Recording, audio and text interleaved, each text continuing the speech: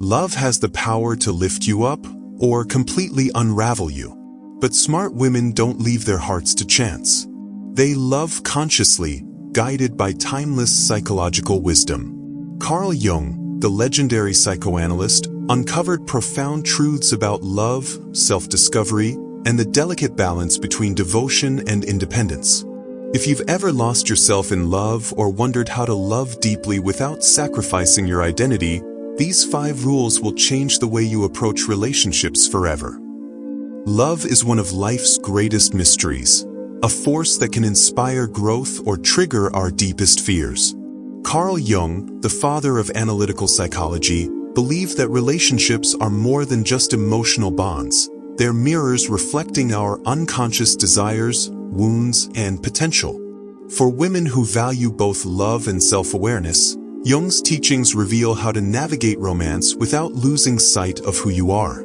His principles go beyond surface-level advice, diving into the psychology of attachment, projection, and the journey toward wholeness. In this video, we'll explore 5 powerful rules smart women follow when they love someone, rules rooted in Jung's insights on the human psyche. These aren't about playing games or suppressing emotions, they're about loving wisely, with eyes wide open. If you're ready to transform your relationships while staying true to yourself, let's begin. Rule number 1. Love without losing your identity. Love has a way of blurring the lines between you and we. In the intoxicating early stages of a relationship, it's easy to let your own interests fade into the background as you prioritize your partner's world. But according to Carl Jung, true love should never require self-abandonment. In fact, the healthiest relationships are those where both individuals continue to grow, not just as a couple, but as whole, independent beings. This is the essence of Jung's concept of individuation, the lifelong process of becoming the fullest, most authentic version of yourself, even within love. Jung warned against the dangers of psychological fusion, when 2 people merge so completely that they lose their distinct identities. This often happens when love is mistaken for possession, or when the fear of loneliness outweighs the need for selfhood. Smart women understand that losing themselves in a relationship doesn't make the love deeper, it only makes it more fragile. A love built on completeness, not lack, is what endures. When you sacrifice your identity for a relationship, you don't just lose hobbies or preferences, you risk eroding your sense of self. Jung believed that unresolved parts of our psyche, the shadow self, often surface in relationships where boundaries are weak. You might start resenting your partner for choices you agreed to, or feel empty when alone because you've neglected your inner life. Worse, relationships built on dependency often attract partners who prefer you small, those who love the idea of you more than the real, multifaceted you. Rule number 2, recognize projections. The moment we fall in love, something mysterious happens. We start seeing not just who our partner truly is, but who we desperately need them to be. Carl Jung called this psychological phenomenon projection, where we unconsciously attribute our own unacknowledged qualities, desires, and fears onto our partner. It's as if we paint them with colors from our own inner palette, creating an image that often has little to do with their authentic self. Smart women understand this treacherous terrain of the heart.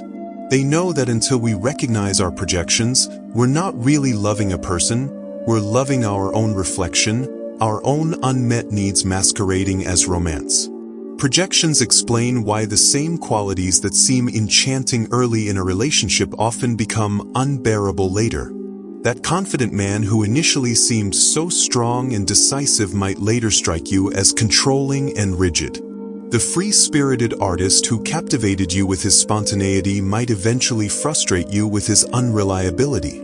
Jung would say this shift isn't necessarily about your partner changing, it's about your projections changing. What we adore in the beginning often represents disowned parts of ourselves that we yearn to reclaim. The traits that later annoy us are frequently mirrors of what we refuse to acknowledge within. The most dangerous projection of all is what Jung called the animus projection, when a woman attributes all her unconscious masculine qualities onto her partner. This explains why some brilliant, capable women suddenly play dumb around men they're attracted to, or why independent women find themselves waiting helplessly for a man to complete them.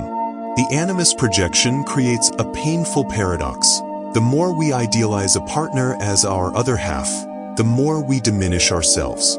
Smart women catch themselves in this trap. They notice when they're giving away their power, when they're expecting their partner to embody qualities they actually possess themselves. So how do we distinguish between who our partner truly is and who we've imagined them to be? The first clue is intensity. If your feelings have a desperate, faded quality, "He's my soulmate," or "I've never felt this way before," that's often the mark of projection at work. Real connection grows gradually, while projections hit like lightning. Another sign is when you find yourself making excuses for behavior that would normally concern you. "He's just busy," when he consistently ignores you, or "he's passionate," when he's actually volatile. These rationalizations reveal the gap between reality and your projected ideal. Breaking free from projections requires courageous self-honesty. It means asking, what if the qualities I admire most in him are actually undeveloped aspects of myself? Or, is this frustration with him really frustration with myself? This isn't about blaming yourself, it's about reclaiming your wholeness. When a smart woman realizes she's projecting, she doesn't shame herself. She gets curious. She uses the relationship as a mirror to better understand her own psyche. She asks, what does this attraction reveal about my unmet needs? Or, what does this irritation teach me about my own shadows? The reward for this psychological work is enormous. As we withdraw our projections, we begin to see our partners and ourselves with startling clarity. Relationships become less about desperate completion and more about conscious choice. We stop demanding that our partners play roles in our personal dramas and start appreciating them as real, flawed, beautifully human beings. And most importantly, we reclaim the disowned parts of ourselves that we've been trying to find in others all along. This is how projection, when understood, transforms from a source of delusion into a path of profound self-discovery. Rule number 3, embrace the shadow. Every relationship eventually holds up a mirror to our hidden selves, the parts we'd rather not acknowledge, the raw edges we've spent years trying to smooth over. Carl Jung called this our shadow, the repository of all the traits, impulses, and vulnerabilities we've disowned or denied. In love, these shadows don't disappear. They emerge with startling clarity, often through our strongest emotional reactions. When someone triggers an outsized response in us, whether it's overwhelming anger, crushing insecurity, or obsessive jealousy, we're not just reacting to them. We're confronting the unexamined fragments of our own psyche that we've exiled from conscious awareness. Smart women understand this alchemy of emotion. They know that the conflicts that arise in relationships aren't just obstacles to overcome, but sacred opportunities to meet themselves more fully. Consider how easily we blame our partners for our emotional turmoil. "He made me so angry when he forgot our plans," or "she made me feel worthless when she criticized me." But Jung would argue that no one can make us feel anything we don't already carry within. Those explosive reactions are like psychic alarms, signaling where our unhealed wounds and unintegrated shadows live. The partner who triggers your jealousy isn't creating that feeling. They're revealing where you secretly doubt your own worth. The lover whose aloofness sends you into panic isn't causing your anxiety. They're mirroring your deepest fear of abandonment. This isn't to excuse poor behavior, but to recognize that our strongest emotional responses in relationships are never just about the other person. They're about the relationship we have with ourselves. The shadow doesn't just contain our wounds, it also holds our disowned power. Many women have been conditioned to suppress qualities like assertiveness, ambition, or sexual confidence, labeling them as unfeminine or too much.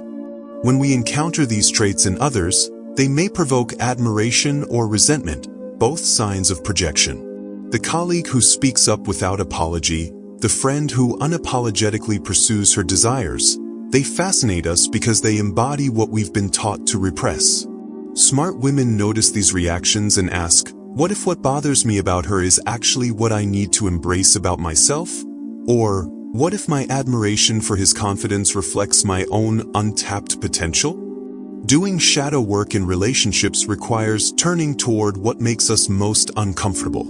When you feel that familiar surge of irritation when your partner interrupts you, instead of immediately reacting, pause and inquire, why does this bother me so much? Does it remind me of something from my past? Or does it reflect a way I silence myself? When jealousy arises, instead of accusing your partner, get curious, what insecurity is this touching in me? What story am I telling myself about my worth? This isn't about self-blame, but about reclaiming agency over your emotional world. Practical shadow work might look like keeping a journal to track emotional triggers, noting what specific behaviors set you off and what underlying fears or memories they activate. Therapy can provide a safe container to explore these patterns more deeply. Even simple mindfulness, observing your reactions without immediately acting on them, creates space between stimulus and response. Over time, this practice transforms conflicts from threats into teachers. The partner who once seemed perfectly matched because they never challenged you might come to feel stifling, while the one who occasionally triggers you might become the more compelling choice. Not because the relationship is harder, but because it's more honest. The paradox of shadow work is that by embracing what we've tried to disown, we become more whole, and our relationships more authentic.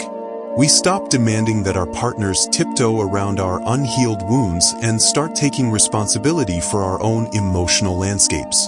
The qualities we once found intolerable in others begin to soften as we make peace with them in ourselves. And perhaps most beautifully, as we integrate our shadows, we develop more compassion, both for ourselves and for the imperfect, growing humans who love us. This is how love becomes not just a feeling, but a path of awakening, one where every conflict, every trigger, every moment of discomfort becomes an invitation to meet more of ourselves. Rule number 4, choose partners who challenge you. In the alchemy of love, comfort can become the most dangerous illusion. Carl Jung understood that relationships serve a higher purpose than mere companionship. They are crucibles for transformation, mirrors that reveal our hidden potentials and unexamined limitations. The healthiest partnerships aren't those that make us feel perfectly secure and unchallenged, but those that inspire us to evolve beyond who we were when we first met. Smart women recognize this profound truth. They understand that while validation feels good in the moment, it's the loving challenge that helps us grow into our fullest selves over time. Jung's concept of archetypes reveals why certain relationships feel faded or particularly transformative. When we encounter someone who embodies qualities we need to develop, whether it's courage, creativity, or emotional availability, it often creates an almost magnetic attraction. This isn't coincidence, but psyche's intelligent way of guiding us toward wholeness.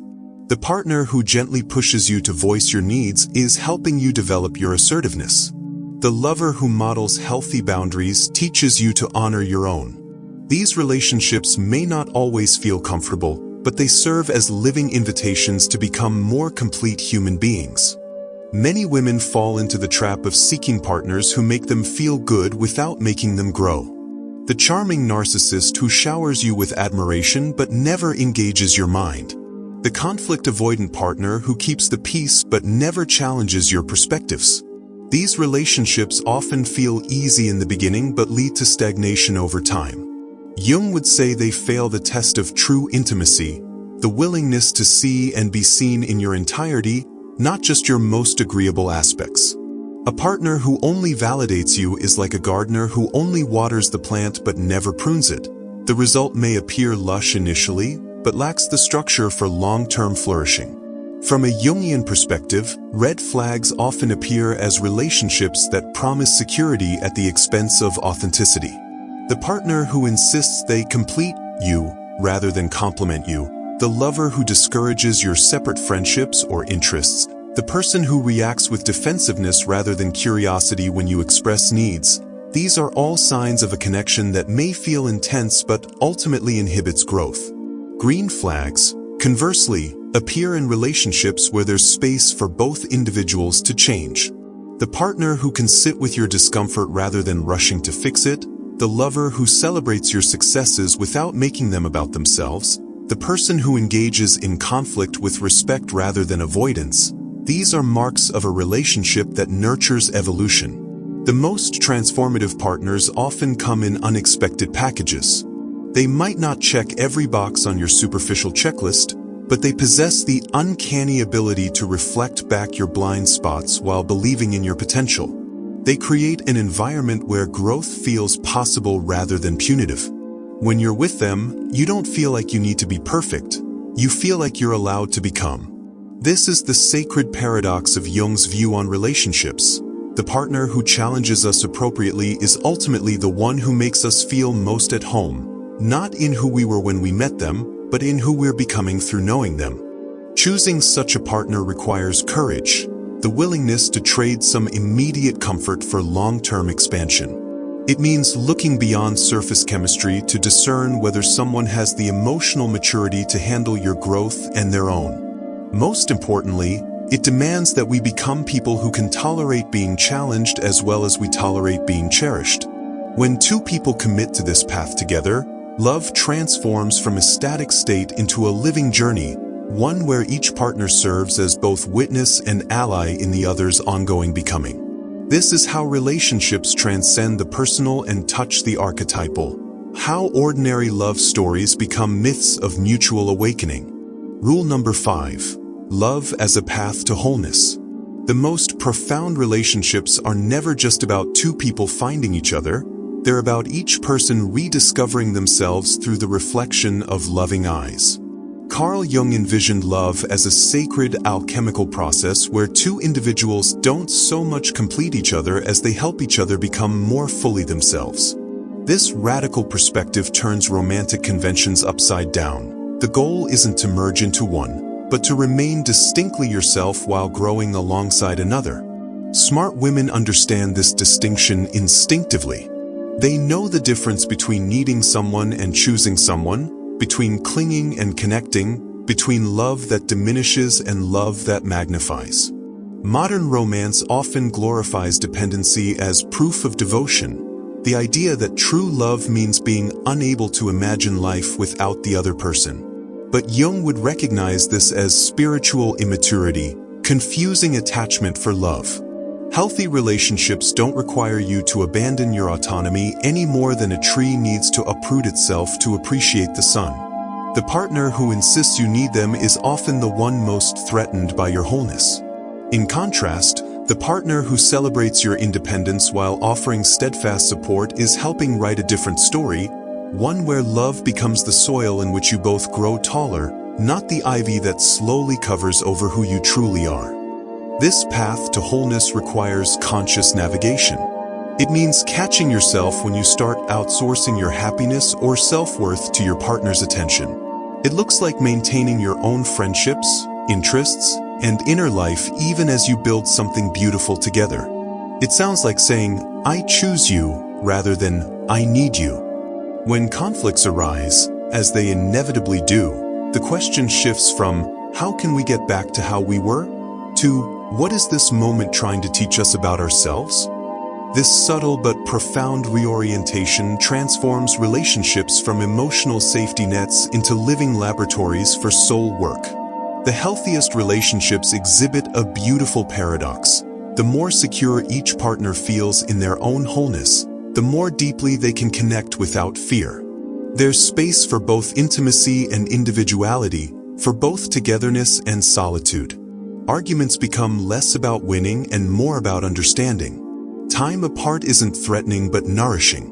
Each person serves as both anchor and sail, grounding the other while encouraging their journey. This is how love transcends the personal and touches the sacred, not by promising to complete us, but by reminding us we were never incomplete to begin with. As we come full circle to Jung's wisdom, we arrive at the most liberating truth of all. The greatest gift you can bring to love isn't your need, but your wholeness. Not your emptiness seeking filling, but your fullness ready to share. When two people approach each other this way, love stops being about possession and becomes what it was always meant to be, a sacred mirror showing us our beauty, our shadows, and our boundless potential all at once. This is the love that doesn't just make us happy, but makes us whole. And in the end, that may be the most revolutionary rule of all. As we reach the end of this exploration of Carl Jung's relationship wisdom, let's pause to revisit these 5 transformative rules that smart women apply in love. First, maintaining your identity amidst the beautiful chaos of connection. Second, recognizing when you're projecting your inner world onto your partner. Third, embracing your shadows as gateways to growth. Fourth, choosing partners who inspire your evolution rather than just your affection. And finally, understanding that true love leads to wholeness, not dependency. Together, these principles form a roadmap for relationships that don't just feel good, but help you become your best self. Now I'd love to hear from you. Which of these rules struck the deepest chord? Was it the revelation about projections, or perhaps the liberating idea of love as a path to wholeness? Share your thoughts in the comments below. Your personal insights might help another viewer on their journey. If this video resonated with you, consider liking and subscribing for more psychology-based content that explores the hidden depths of relationships, self-discovery, and personal growth. After all, as Jung reminds us, the most important relationship we'll ever have is the one with ourselves. Everything else flows from there. Until next time, keep exploring the fascinating terrain of your inner world, and remember, the smartest love is the kind that helps you grow while never asking you to shrink. Thank you for watching, and I'll see you in the next video as we continue uncovering psychological wisdom for living and loving more consciously.